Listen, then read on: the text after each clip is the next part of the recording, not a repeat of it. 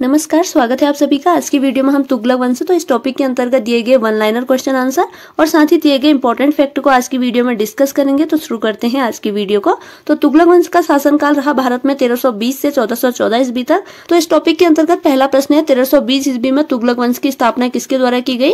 तो तुगलक वंश की स्थापना 1320 ईस्वी में हुई और इसकी स्थापना की थी गयासुद्दीन मोहम्मद तुगलक यानी गाजी मलिक के द्वारा। अगला प्रश्न है, सल्तनत काल में नहरों का निर्माण था डाक व्यवस्था का प्रारंभ करने वाला प्रथम सुल्तान कौन था? तो गयासुद्दीन मोहम्मद तुगलक। अगला प्रश्न है कि सूफी संत के साथ गयासुद्दीन तुगलक के संबंध अच्छे नहीं थे, तो निजामुद्दीन औलिया के साथ। नेक्स्ट यहाँ पे इंपॉर्टेंट फैक्ट है, बंगाल अभियान से लौटते समय गयासुद्दीन तुगलक ने आदेश दिया था कि उसके दिल्ली पहुंचने से पहले ही औलिया दिल्ली छोड़ दे। इसी संदर्भ में निजामुद्दीन औलिया ने सुल्तान के विषय में कहा था कि दिल्ली अभी दूर है, यानी हनूज दिल्ली दूर अस्त।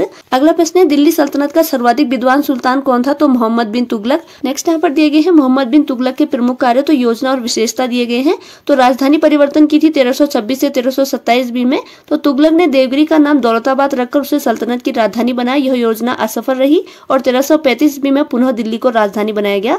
अगली योजना है दोआब में कर वृद्धि। तो यह योजना भी असफल रही क्योंकि 1327 से 1328 ईस्वी में उस समय वहां अकाल पड़ जाने के कारण जनता यह कर नहीं दे सकी। अगली योजना है सांकेतिक मुद्रा का प्रचलन, जो कि 1330 ईस्वी में किया था। तो मोहम्मद बिन तुगलक ने चांदी की कमी का सामना करने के लिए सांकेतिक मुद्रा का प्रचलन किया, किंतु नियंत्रण के अभाव में यह योजना भी असफल रही। अगली योजना है खुरासान का अभियान 1336 से 1337 ईस्वी तक। तो खुरासान पर विजय प्राप्त करने के लिए तुगलक ने 3,70,000 सैनिकों का गठन करके उन्हें 1 वर्ष का अग्रिम वेतन प्रदान किया था। अगली योजना है कराची अभियान 1337 से 1338 ईस्वी।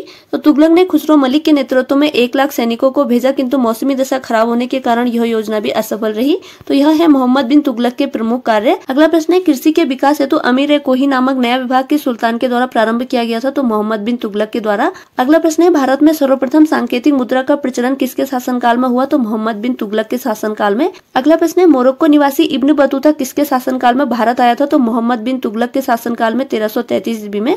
अगला प्रश्न है, रेहला नामक पुस्तक का रचनाकार कौन था? तो रेहला नामक पुस्तक का रचनाकार था इब्न बतूता। नेक्स्ट यहाँ पे इंपॉर्टेंट फैक्ट है, मोहम्मद बिन तुगलक के काल में ही सल्तनत से विद्रोह कर 1336 में हरिहर एवं बुक्का ने विजयनगर तथा 1347 ईस्वी में हसन गंगू ने बहमनी साम्राज्य की स्थापना की। अगला प्रश्न है, होली के त्योहार के सार्वजनिक उत्सव में भाग लेने वाला दिल्ली का प्रथम सुल्तान कौन था? तो मोहम्मद बिन तुगलक। अगला प्रश्न है, किस जैन संत के साथ मोहम्मद बिन तुगलक के संबंध घनिष्ठ थे? तो जिन प्रभा सूरी के साथ। अगला प्रश्न है, मोहम्मद बिन तुगलक की मृत्यु किस अभियान के दौरान हुई थी? तो सिंध अभियान के दौरान 1351 में। अगला प्रश्न है, सर्वप्रथम लोक निर्माण विभाग की स्थापना किस शासक ने की थी? तो फिरोज शाह तुगलक ने। अगला प्रश्न है, टोपरा तथा मेरठ से 2 अशोक स्तंभ लेख किस शासक द्वारा दिल्ली लाए गए थे? तो फिरोज शाह तुगलक द्वारा। अगला प्रश्न है, सबसे अधिक गुलाम किस सुल्तान के दरबार में थे? तो फिरोज शाह तुगलक के दरबार में। अगला प्रश्न है, ब्राह्मणों पर जजिया कर लगाने वाला प्रथम मुस्लिम शासक कौन था? तो फिरोज शाह तुगलक था। अगला प्रश्न है, हक सर्ब नामक सिंचाई कर लगाने वाला दिल्ली का प्रथम सुल्तान कौन था? तो फिरोज शाह तुगलक। नेक्स्ट यहाँ पर दिए गए हैं फिरोज शाह तुगलक के काल में स्थापित विभाग। तो विभाग है दीवान ए बंदगान दासों की रेख देख के लिए,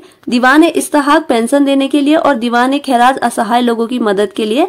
अगला प्रश्न है, दिल्ली सल्तनत के तुगलक वंश का अंतिम शासक कौन था? तो दिल्ली सल्तनत के तुगलक वंश का अंतिम शासक था नसीरुद्दीन महमूद। नेक्स्ट यहाँ पे इंपॉर्टेंट फैक्ट है, नसीरुद्दीन महमूद के शासनकाल में मध्य एशिया के महान सेनानायक तैमूर ने वर्ष 1398 में भारत पर आक्रमण किया था। तो ये थी आज की वीडियो, जिसके अंतर्गत आज की वीडियो में तुगलक वंश जिसका शासनकाल रहा भारत में 1320 से 1414 ईस्वी।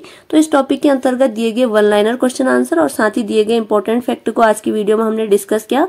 उम्मीद है आगामी प्रतियोगी परीक्षाओं में आपके लिए वीडियो जरूर हेल्पफुल होगी। अगर वीडियो पसंद आई है तो प्लीज चैनल को लाइक, शेयर और सब्सक्राइब जरूर कीजिएगा और अपना अमूल्य कमेंट भी जरूर कीजिएगा।